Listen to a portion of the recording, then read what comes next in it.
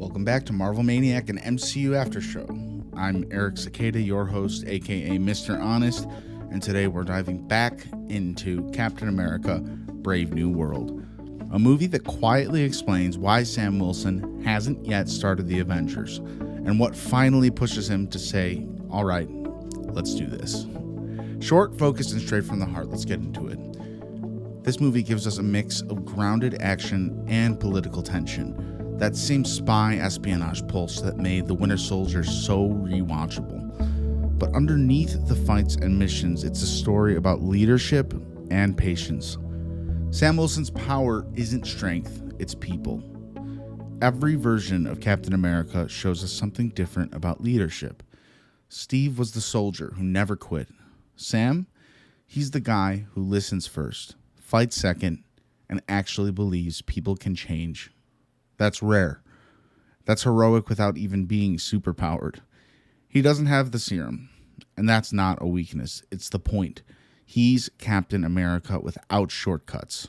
He wins people over with honesty, not muscle. So when people ask, why hasn't he formed the new Avengers yet? Not the Thunderbolts' new Avengers, but his new Avengers. It's not fear, it's patience. It's incubation. Sam doesn't want to build another top-down strike team. He wants to build trust first. He's testing the ground to see who can stand with him, who can be trusted, who actually gets what the shield means. And a big part of that comes from Isaiah Bradley. If you remember The Falcon and the Winter Soldier, Isaiah was the forgotten super soldier, experimented on, erased by history, left angry and alone. When Sam goes to see him again in Brave New World, you can feel how much Isaiah shaped him. Sam carries that weight with him. He's not just fighting bad guys, he's trying to fix what the system broke. He could rush ahead and form a new team tomorrow, but he knows the foundation is cracked, so he slows down. Visibility over secrecy. People over politics. Process over shortcuts. That's the Isaiah Bradley standard. Now, let's talk about President Ross. This one's tough because, recasting it hurts. I'm not going to lie. William Hurt was Ross. He had that quiet, simmering danger to him. And Harrison Ford he's Harrison Ford, an icon. Yes, but not the same man. Part of me only wishes that they'd done like a CGI Ross just to finish what Hurt started, like they did with Tarkin in Rogue One. But I get why they didn't do it. He's too central to the movie. So when Sam jokes about getting used to the new look, it's meta in a good way. Like, the movie knows we're all adjusting. But more importantly, the real tension with Ross isn't the face swap. It's the trap he represents. If Sam forms the Avengers under Ross, they become the president's private strike team.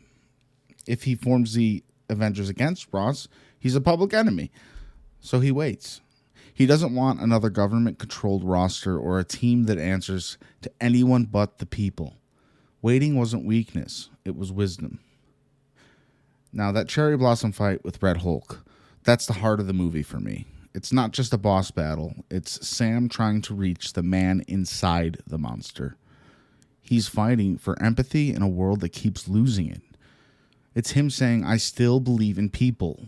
And that's Captain America at his purest. Then we hit that post-credit scene. The leader at the raft. Kind of mirrors Steve Rogers' arrival at the raft to break his people out. However, he comes to get bad news. He doesn't say, I'm coming for you. He basically says the system's breaking and you're too late to stop it. That flips everything. Sam realizes you can't fix a broken foundation. You build a bridge.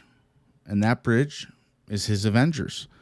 Thunderbolts, they're triage. They answer to someone. Sam's Avengers, they're about consent, not command. Public, transparent, and accountable.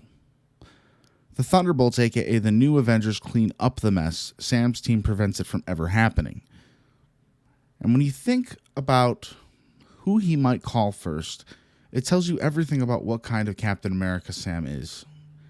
Call Banner to keep the science honest. Shuri, because she doesn't hide behind titles. Joaquin Torres, aka the new Falcon, holding down the skies, the search and rescue side. And maybe Wong, because let's face it, portals make everything easier. Maybe even Reed Richards down the line once the Fantastic Four are here. Not a team of powerhouses, but a team of conscience. People who align with his values before his mission. That's Sam Wilson's Avengers. What makes Sam special isn't what he can do, it's what he won't do. He won't cheat. He won't silence people to save face. He won't take power he doesn't trust himself to use. He's proof Captain America doesn't have to be Superman. He just has to be human enough to keep trying. That's what makes him worthy of the shield, and that's what makes this movie special. He waited because he respected what that shield stands for. And now, thanks to one big green warning in a cell, he knows it's time. If the ground is shifting under everyone, that's when Captain steps forward. And hey, before we wrap, change the subject real quick, you might have noticed something new around here. We're shifting to one powerful episode a week, focused, deeper, and built to last.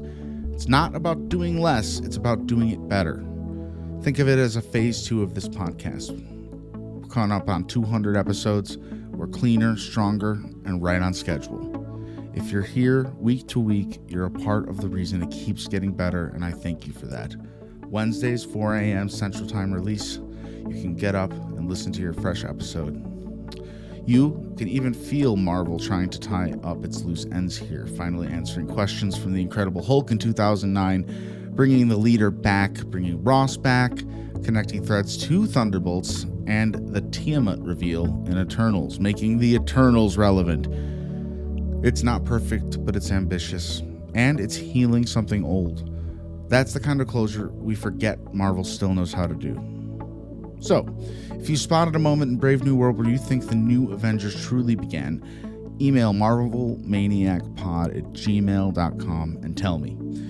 I'll feature a few next episode or maybe in a minisode on our Patreon. You can find that in our link tree in our description. Thanks for listening and for sticking with me through every phase and every break.